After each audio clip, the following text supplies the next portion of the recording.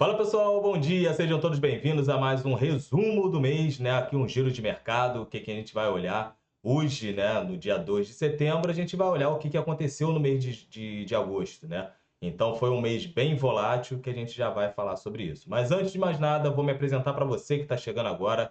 Quem vos fala sou eu, Vinícius Vilas Boas, sou assessor de investimento da XP Investimentos, sócio do escritório Cashwise e idealizador aqui do canal, né? Sou investidor desde 2006, 2007, né, por ali, e estou trazendo aqui para vocês toda essa gama aqui de conhecimento que eu posso acrescentar, né, e agregar esse valor a vocês e também trazer as informações com fatos e dados sem viés, tá? Todos os ativos que eu mencionar aqui não tem nenhuma recomendação de compra e nem de venda, tá bom? São somente dados e fatos que vêm, que são importantes para trazer para vocês, tá bom? Bom, caso você não tenha conta na XP ou tenha conta na XP e não seja bem assessorado, aqui embaixo tem um link de abertura de conta, também tem meu Instagram para você poder trocar uma ideia comigo, beleza? Bom, vamos diretamente aqui para o que está acontecendo, né, no mundo. Antes da gente falar de Ásia e Pacífico e Europa, que saíram os PMIs tanto da China quanto lá no Reino Unido e na zona do euro, eu vou falar sobre o que aconteceu no mês de agosto, né? O mês de agosto ele começou bem volátil, né? Então ele teve aquela informação depois do relatório de mercado de trabalho norte-americano, sugerindo uma fraqueza no setor, né? No mercado de trabalho, ou seja, menos vagas sendo abertas, o payroll vindo decepcionando, e isso fez com que os investidores entendessem que os Estados Unidos estaria entrando numa recessão econômica, né? Então, com isso, nós tivemos as bolsas norte-americanas cedendo. Na segunda-feira, nós abrimos ali as bolsas asiáticas, fechando, na verdade, né? As bolsas asiáticas ali em queda. O Japão já abriu no domingo aqui para gente com uma forte queda, chegando a cair 12%, né? Então, isso acabou afetando muito o apetite ao risco, né? Então teve um sell-off que a gente fala como uma venda generalizada sobre os ativos de risco e uma tomada sobre os ativos de segurança, né? Então isso trouxe as bolsas para baixo, né? Bem para baixo. Muita gente achava até mesmo que o nosso querido Ibovão da Massa iria voltar para os 110 mil pontos, que também não seria nenhuma tragédia, tá? Também não seria nenhuma tragédia, mas a galera acabou tomando isso como verdade e saindo da bolsa, né? Então, todos os pessimistas batendo palma, aí eu falei que a bolsa não iria subir e tal, a bolsa é muito ruim, pererê, parará. Beleza. Só que depois nós começamos a ter alguns dados, né? E alguns dirigentes do Fed, até mesmo Jerome Powell, mencionando que nós teríamos aí um início de corte de juros em setembro, beleza? Já para a próxima reunião. Seria importante acompanhar os próximos dados. Vieram dados de inflação, fechamos os dados de PCE no final do mês, né? Isso tudo corroborando que em setembro teríamos ali um corte de juros, que estaria no momento. Chegou a hora de ter o afrouxamento monetário. E aqui no Brasil, nós tivemos aí um contraponto, né? Então, os agentes de mercados enxergando que a nossa inflação estaria puxando e que nós teríamos aí uma taxa Selic um pouco mais alta. Nós tivemos Gabriel Galípolo, né, que hoje é o indicado para a substituição do Campos Neto na presidência do BC, ele mencionando diversas vezes que se for possível, né, e se for necessário, na verdade, teríamos aí um aumento da taxa Selic para controlar a inflação. Beleza? Então, esse discurso predominou, Gabriel Galípolo veio com um tom mais hawkish e Campos Neto vindo mais contemporizando ali. Tivemos a participação de Campos Neto em Jackson Holes, né, que é o simpósio de Jackson Holes, é um simpósio onde se reúne todos os banqueiros centrais, né, lá nos Estados Unidos, e esse discurso sobre política monetária, tanto nos Estados Unidos quanto aqui no Brasil, ganhou força. Então, taxa de juros lá nos Estados Unidos tendenciando uma queda e taxa de juros aqui no Brasil tendenciando uma manutenção ou então uma elevação. O que que traria isso? Traria um diferencial de juros muito positivo para a nossa Bolsa Brasileira, tá? Porque a galera poderia tomar mais risco aqui no Brasil, porque a taxa de juros está maior, tá? Então, esse carrego pelo diferencial de juros seria importante, seria interessante, beleza? Ainda mais com o dólar bem forte aqui no Brasil. Ou seja, para o estrangeiro ficou mais barato ainda investir aqui no Brasil, certo? E quando a gente olha os outros emergentes,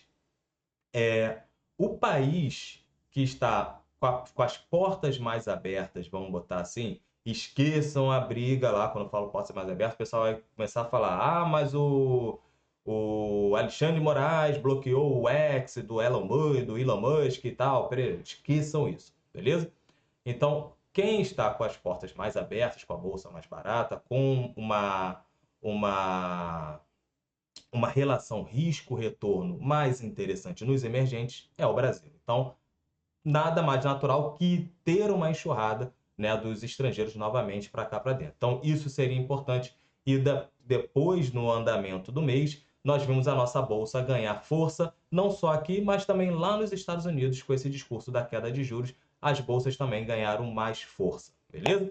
Bom, olhando para os Estados Unidos, o que acabou, né, trazendo a bolsa um pouco mais para baixo, né, o que conteve essa alta dos índices norte-americanos, foi o balanço da Nvidia no final do mês, né? Então, no fechamento do mês, o balanço veio decepcionando. A Nvidia veio com um bom resultado, só que veio abaixo do esperado. Então, a galera acabou dando uma batida ali, né, na Nvidia e, consequentemente, no Nasdaq. E o Nasdaq também, que são o índice de tecnologia, pesa bastante no S&P. Beleza? Bom, dito isto, vamos olhar aqui como é que está os mercados agora, né?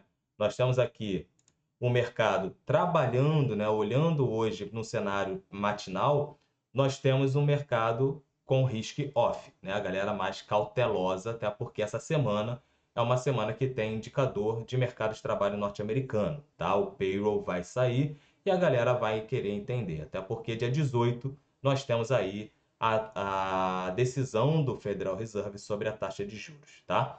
Nós temos aqui mercado americano tendenciando uma abertura negativa, certo? Nós temos Ásia e Pacífico fechando ali sem uma direção única, né? Mas nós tivemos os índices dentro da China trabalhando no campo negativo, né? Porque nós tivemos ali o PMI chinês industrial, ele vindo menor do que o esperado, né? Veio com uma queda mais acentuada.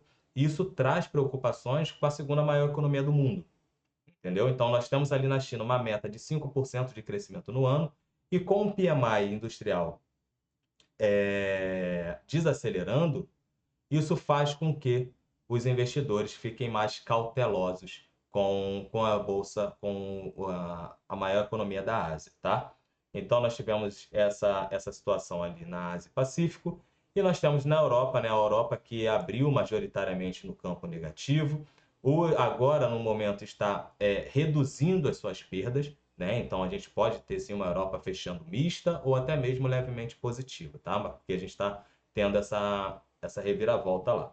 O que aconteceu na Europa? A Europa saíram hoje os PMIs da Alemanha, PMI do Reino Unido, PMI da zona do euro, tá? E nós tivemos ali o PMI da zona do euro ficando inalterado em agosto, ante junho, né?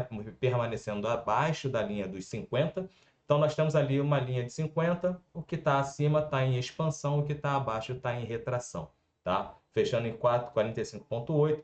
O PMI da Alemanha caindo para 42,4, isso é ruim, porque a gente está falando da maior economia da zona do euro. E lá na Alemanha também começa ali uma eleição regional, né, onde a extrema-direita começa a ganhar um pouco mais de força e preocupa, assim, o governo atual, tá? E nós tivemos ali o PMI do Reino Unido ganhando mais força, né? PMI do Reino Unido saltando ali para o maior nível em 26 meses, subiu para 52,5 em agosto, de 52,1 em julho, tá? E aí, com isso, os títulos, né, do Reino Unido, os títulos britânicos, chamados gilts, eles ganharam muita força, fazendo com que os ativos de renda variável, né, viessem um pouco mais para baixo, beleza? Com isso, o euro ganhou um pouco mais de força, bateu aqui, ó, a gente vê a doleta que estava perdendo e agora começa a ganhar, recuperar um pouco essa perda, que chegou a estar 0,14%, 0,10% de queda, e agora está 0,03% de queda. Está bastante neutro. Então nós podemos ter uma reviravolta ainda no mercado para um pouco mais para frente. Vamos aguardar, tá? Petróleo que estava em forte queda, recuperou, ficando aí basicamente no 0 a 0, mas o Brent trabalhando aí bem para baixo, né, abaixo dos $80, trabalhando na casa dos 76 dólares e 80 cents. Nós temos os treasuries americanos aqui inalterados, nós temos os bondes alemães, né, com preço caindo e o rendimento subindo, né, devido aí até mesmo as questões que saíram lá na Europa. E aqui o nosso Ibovão da Massa, né, que recuperou as perdas do ano, né? A gente chegou a estar ali com 10, 11% de queda no ano e agora nós estamos com 1,36%. Ou seja, o mês de agosto acabou trazendo um pouco mais de vitalidade, né, para a nossa bolsa, fechando aí com 6,54%, tá? Bem interessante. Olhando aqui para os ativos de risco, né, como é que fechou na sexta-feira, nós tivemos o setor financeiro aqui basicamente misto, né, com o Itaú caindo, Itaúsa, obviamente, né, consequentemente, mas nós tivemos o Bradescão da Massa segurando a onda ali com 0,06% de alta, Banco do Brasil também recuando com 0,60%, Petrobras, que ajudou bastante, a gente olhando o nosso Ibovespa, né, nessa alta que teve aqui no mês de agosto, muito foi impactado pelo setor financeiro e por Petrobras. Petrobras que teve suas indicações ali pelo Morgan Stanley e o Santander logo em seguida também fazendo eco ali ao banco americano. Beleza? As empresas do consumo cíclico, né, de consumo também ganharam um pouco mais de força, né, ajudaram também o nosso Ibovão da Massa. E nós tivemos aqui materiais básicos, né, a nossa querida Vale, que acabou, está sendo o patinho feio do Ibovão da Massa, mas se a bolsa subiu sem Vale, né, quando o Vale começar a ganhar um pouco mais de força, a gente pode ter sim a bolsa ainda mais forte, beleza? Bom, olhando aqui o nosso Ibovão da Massa, como é que se comportou, nós tivemos esse início do mês aqui com uma queda onde a galera achava que a bolsa agora ia cair demais, voltar para os 120 mil, até 110 mil pontos, e todo mundo correndo, tá? E o que que aconteceu? A bolsa segurou e a gente começou a ter aí, ó, um outro desempenho, fazendo aí uma alta bem interessante no nosso Ibovespa, tá? Então agora a gente vem aí numa correção lateral, né? Mas temos espaço para cair até aqui os 132 mil pontos, que não tem problema algum. Seria até mais saudável essa queda do Ibovespa até os 132 mil pontos, tá? Do que essa correção lateral.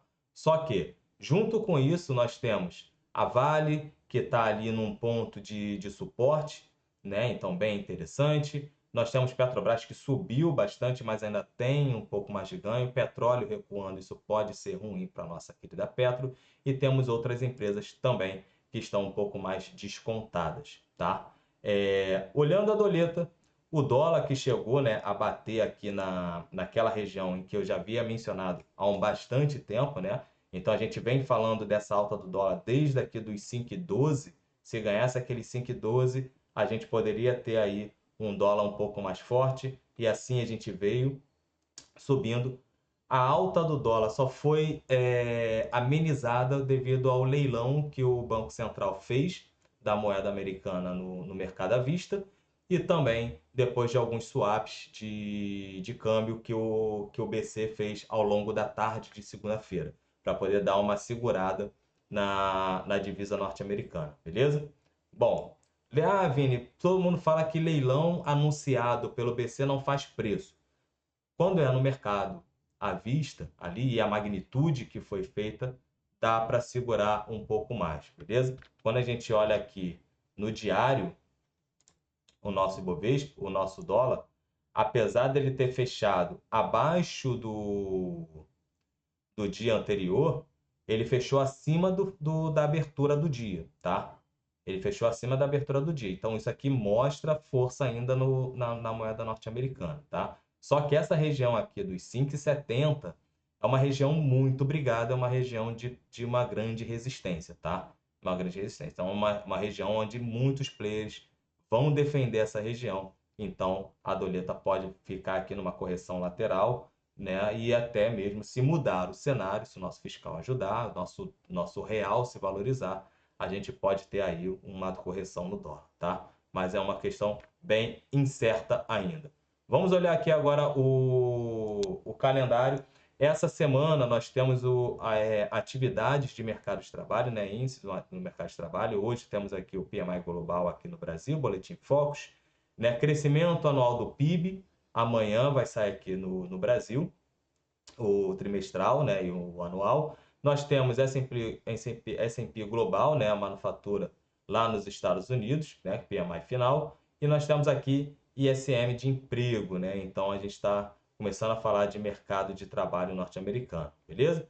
Na quarta-feira temos produção industrial aqui no Brasil, balança comercial norte-americana, PMI composto de serviço aqui do Brasil e oferta de emprego, o famoso JOLTS, tá? A gente vai começar a ver se o mercado de trabalho norte-americano vai ou não ganhar força. Se esse dado vier mais fraco, a gente vai aumentar as expectativas de corte de juros para setembro, tá? Dia 18 tem aí a reunião do Federal Reserve. Leilão de letras do Tesouro aqui no Brasil, variação de estoque de petróleo e de empregos, variação de estoque de petróleo lá nos Estados Unidos, variação de empregos privados nos Estados Unidos, vai sair na quinta-feira, né, o famoso ADP, e nós temos aqui PMIs de serviço e o composto lá nos Estados Unidos.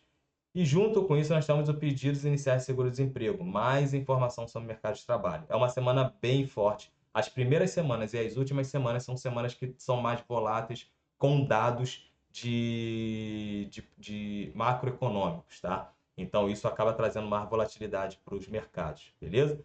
Na sexta-feira, balança comercial na Alemanha, a maior economia da zona do euro, taxa de participação da força de trabalho, né, de agosto lá nos Estados Unidos, e nós vemos aqui com payroll, com taxa de desocupação e a remuneração média por hora, beleza? Bom, e no sábado temos aí balança comercial chinesa, e depois aí, né, o nosso dia da independência, mas aí bolsa fechada, não tem problema algum. E no dia 8 nós temos aqui CPI, né, inflação lá na China, tá? A China precisa voltar a crescer para trazer mais tranquilidade para a cabeça dos investidores. Ou seja, é uma semana muito importante, uma semana toda voltada para crescimento econômico, né? Crescimento aqui do Brasil com o PIB, né? Que vai vir amanhã, na terça-feira, e nós temos também dados de mercado de trabalho norte-americano, que esses são os dados um pouco mais fortes, porque antecedem a próxima reunião do Federal Reserve, onde todo mundo vai ficar de olho se vai cortar a taxa de juros ou não, e se vai cortar, qual é o ritmo desse corte. Essa é a pergunta que a galera mais quer tá se fazendo. Qual é o ritmo de corte que o Jerome Powell e sua equipe, né, seus dirigentes, vão começar a ter lá nos Estados Unidos, beleza? Forte abraço, pessoal. Muita atenção com o capital de vocês. Não deixem de entrar lá também no grupo do WhatsApp, tá? E caso você queira ser assessorado por mim, conforme eu falei, ó, aqui na descrição do vídeo tem o link de abertura de conta na XP. E aí eu entro em contato contigo marcando uma reunião, beleza? Forte abraço e até mais. Valeu!